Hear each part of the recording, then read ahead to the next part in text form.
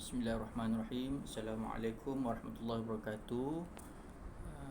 Alhamdulillah, kita jumpa lagi pada hari ini untuk semua murid tahun 5. Okey, insya-Allah pada hari ini kita akan belajar tajuk barulah, iaitu tajuk solat Jumaat. Okey, baik. Jadi untuk awal-awal ni kita belajar pengertian dululah. Okey, solat Jumaat saya rasa tak ada masalah ni kan. Tahun 5 pun waktu sebelum PKP lah kan. Dulu mungkin waktu awal ketika kamu tahun 4 kemungkinan biasa dah pergi sembahyang Jumaat kan, solat Jumaat.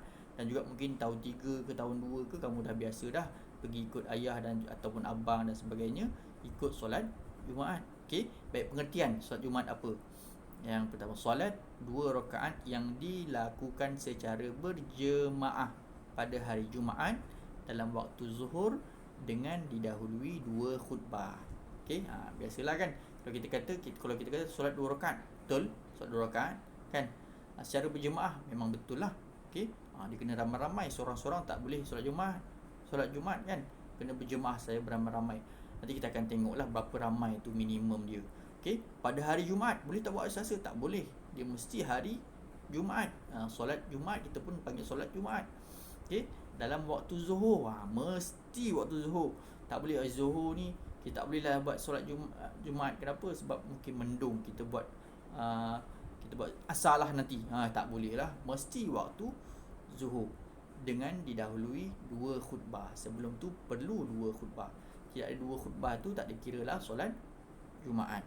Okey, 2 rakaat berjemaah pada hari Jumaat, waktu zuhur didahului 2 khutbah. Itu pengertian solat Jumaat. Okey, firman Allah Subhanahu wa taala, ya ayyuhallazina amanu idza nudiya lis-salati min yaumil jumu'ah fas'au ila dzikrillahi wa dharul bai', dzalikum khairul lakum in kuntum ta'lamun. Maksud dia, wahai orang-orang yang beriman, apabila kamu diseru untuk mengerjakan solat pada hari Jumaat. Ni mana ada azan, seru, dikata kamu diseru untuk mengerjakan solat Jumaat, ada azan solat Jumaat tu. Okey, maka bersegeralah kamu mengingati Allah, bermakna suruh pergi solat Jumaat tu dan tinggalkan jual beli. Yang demikian itu lebih baik bagi kamu jika kamu mengetahui kan. Allah kata apa? Tinggal jual beli, maksud pekerjaan tu tinggallah kan. Macam saya ni cikgu, apa-apa juga kerja saya tinggalkan dulu, kena pergi sembahyang Jumaat kan. Kenapa? Sebab Allah dah suruh macam tu kan. Allah kata apa? Apabila diseru, mana dengar azan. Jadi tinggalkan jual beli, pergi mengingati Allah dengan cara kita solat Jumaat. Okey. Ini ada dalam Quran surah Al-Jumu'ah. Okey. Bermakna perintah Allah ni kan. Allah yang perintahkan kita untuk kita pergi sembahyang Jumaat. Hukum dia fardu ain bagi lelaki muslim yang cukup syarat. Fardu ain bermaksud semua orang mesti melaksanakan solat Jumaat apabila masuk waktu dia. Yang kita sebut tadi lah, hari Jumaat, waktu dia waktu zuhur kan. Okey. Mesti pergi. Cumanya sekarang ni kan PKP macam nak buat, dah kita punya pemerintah melarang dan juga menghadkan hanya beberapa orang sahaja yang boleh sembahyang Jumaat di masjid. Kanak-kanak mungkin setakat ini masih belum dibenarkan lagi kan macam nak buat. Tapi sepatutnya kalau kita fikir-fikir, ketika wabak ni datang, ujian Allah ni datang, dugaan ni datang kepada kita, kita kena lebih dekat kepada Allah. Tetapi sebaliknya kita makin macam seolah-olah kita macam makin jauh pula daripada Allah. Kan masjid tu kurang dia punya kapasiti dia, tak ramai orang dibolehkan untuk pergi masjid. Sembahyang Jumaat pun hanya beberapa orang sahaja yang boleh menghadiri masjid untuk menunaikan solat Jumaat kan. Mungkinlah, tapi kita nak buat macam mana? Itu arahan pemerintah, kita kenalah akur sahaja. Okey. Itu pengertian dan dalil dan juga hukum dia, fardu ain. Semua orang mesti sembahyang Jumaat lah. Okey. Tetapi yang balik sahaja, yang tak balik tu taklah diwajibkan. Okey, ini dia punya ni lah, dia punya aturan dia kan. Kalau biasa pergi tu kita akan ingat balik. Pertama, dia ada azan pertama kan, menunjukkan dah masuk waktu zuhur tu. Okey, kena datang sembahyang Jumaat. Yang kedua, azan kedua selepas khutbah khatib naik kan. Azan pertama, lepas tu khatib naik atas mimbar. Lepas khatib naik atas mimbar, Bilal pun laungkan azan yang kedua. Okey. Dah lepas laung azan kedua, Bilal duduk, barulah khatib bangun balik, baca khutbah yang pertama, kan. Dah baca khutbah pertama, dia duduk balik kan sekejap kan. Duduk balik, dia doa lah, kita pun doa sekali, kan. Kalau diorang tak baca kuat, kita kena baca dalam hati kita doa ketika itu. Okey, habis tu dia duduk sekejap, lepas tu dia bangun balik untuk khutbah yang kedua. Ada 2 khutbah, kan.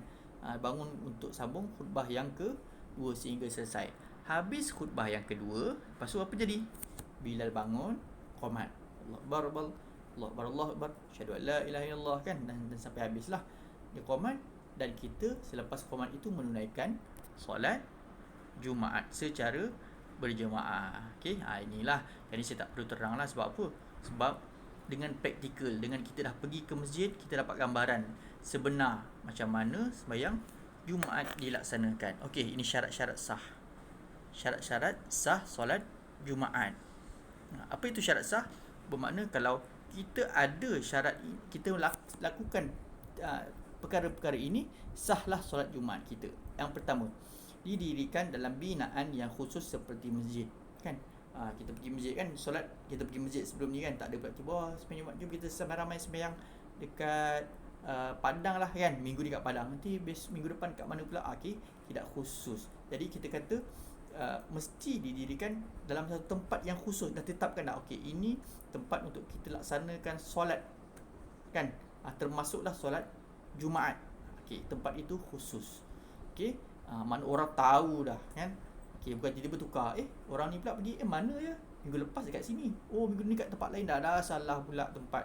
Okey, yang khusus kat situ je. Sekarang ni kita panggil masjid lah, senang kan. Masjid sembahyang Jumaat. Okey, yang kedua, bilangan jemaah yang cukup. Syarat tidak kurang daripada 40 orang termasuk imam dari permulaan khutbah sehingga selesai solat Jumaat. 40 orang. Minimum untuk sembahyang Jumaat adalah 40 orang. Itu kalau kita tengok SOP sekarang ni kan, yang boleh solat Jumaat adalah 50 orang. Bermakna mencukupi lah. Mencukupi daripada 40 tu. Kalau mungkin seorang dua tak boleh, ada kemungkinan kan, dia panggil 50 orang, tiba ada seorang dua tak sihat, tak boleh nak ada, masih lagi ada 48 kan, masih mencukupi lagi. Minimum dia 40 orang. Termasuklah imam tu. Daripada mula-mula mana khatib tengah baca khutbah pertama tu, dah cukup dah 40 orang. Sampailah solat Jumaat tu. Bukan khatib baca khutbah tu adalah 10 20 orang, lepas tu nak sembahyang je baru cukup 40. Tak, bukan macam tu. Makna daripada mula tu dah cukup dah 40 orang. Yang ketiga, didirikan dalam waktu zuhur, yang ni kita dah sebut tadi. Yang keempat, tidak boleh didirikan 2 solat Jumaat pada satu tempat. Contoh dekat Taman Ria kan, orang buat solat Jumaat kat Taman Ria. Tiba-tiba dekat, contohlah kan, dekat Surau SK Seri Skincan, kita buat hari ni, kita buat solat Jumaat juga di Surau SK Seri Skincan. Tak boleh di satu tempat yang hampir sama. Sedangkan tidak ada apa-apa masalah pun untuk kita buat di masjid. Kalau contohlah masjid Skincan tu kecil kan, tak boleh muat ramai, kita pula ramai nak sembahyang Jumaat. Kalau dibuat dekat situ juga semata-mata tak cukup orang, ada yang tak sembahyang Jumaat, bolehlah kita pecah kan. Sebab apa? Sebab mungkin masalah tempat. Tapi saya percaya di masjid Skincan ni, masjid dekat Taman Ria tu besar, mencukupi untuk semua orang menunaikan solat Jumaat kan. Okey, jadi tak ada masalah lah untuk didirikan satu je. Tidak boleh didirikan 2 solat Jumaat pada satu tempat. Ada 2 tempat, tak boleh lah. Yang kelima, didirikan secara berjemaah, tak boleh sendiri. Yang keenam, didahului dengan 2 khutbah, kita dah sebut tadi. Yang ketujuh, belum didirikan solat Jumaat di qaryah yang sama sebelumnya. Contohnya pukul 1.30 kan, 1.30 kita pula masing-masing tahu macam mana pula, tertidur, semua tertidur. Lepas tu tiba-tiba je bangun-bangun, dah orang dah sembahyang Jumaat dah kan. Kita pun pergi, dah habis sembahyang Jumaat. Tiba-tiba ada 40 orang lagi lah kan, tak sembahyang Jumaat, jom kita sembahyang Jumaat sama. Tak boleh dah. Kenapa? Sebab di tempat itu dah didirikan solat Jumaat. Jadi bermakna solat Jumaat didirikan pada waktu tu je. Okey, masuk zuhur terus sembahyang sama-sama secara berjemaah. Bukan nanti kita datang pukul 2 je, ramai-ramai pukul 2 nanti untuk kita solat Jumaat yang kedua pula. Tak boleh macam tu. Okey. Jadi ini syarat dia. Ada ketujuh-tujuh syarat ni, makna sahlah solat Jumaat kita. Okey, kita pindah kepada syarat wajib solat Jumaat. Ada 7 juga. Okey, yang pertama, apabila ada 7 ni dalam diri kita, bermakna kita wajib tunai solat Jumaat. Tak ada terkecuali. Kita sebut tadi fardu ain, bermakna setiap orang yang ada syarat ni mesti wajib tunaikan solat Jumaat. Yang pertama, Islam. Kita Islam tak? Ya, Islam. Okey, right, satu dah. Balik. Dah balik belum? Dah balik. Kalau dah balik, okey, right, lagi satu. 3, berakal. Berakal apa berakal? Berakal tak gila, dan sebagainya lah. Berakal masuk kalau senang cerita, kita kata berakal tu tak gila. Kita ni gila tak? Tak gila. Berakal, elok, sempurna akal kita tu. Okey, sama juga, wajib lagi ni. 3 dah right dah. Lelaki ke? Lelaki, aku ni lelaki. Orang perempuan tak wajib solat Jumaat. Orang gila macam tadilah, orang gila pun tak wajib solat Jumaat. Yang kita ajak, sini jom sembahyang Jumaat. Walaupun kau gila, kena juga, tak boleh. Orang yang tak sembahyang Jumaat tu bermakna salah satu dia gila lah kot kan. Okey, yang kelima, sihat tubuh badan, sihat. Okey, yang keenam, bermukim tidak wajib bagi orang yang musafir. Yang ni ada syarat lain lagi lah, susah sikit kita nak terang kat sini, memang panjang lebar lah.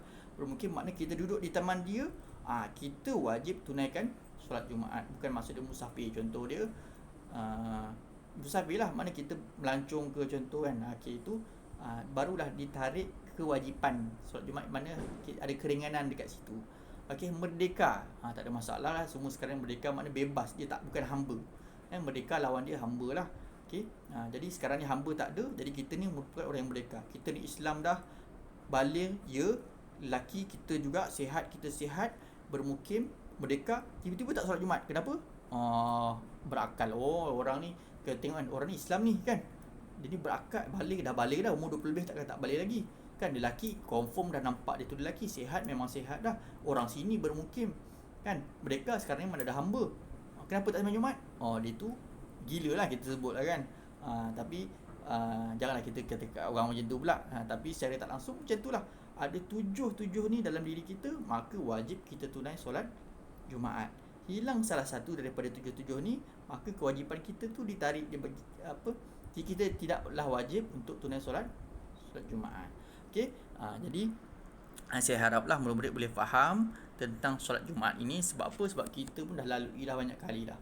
Jadi kita doalah semoga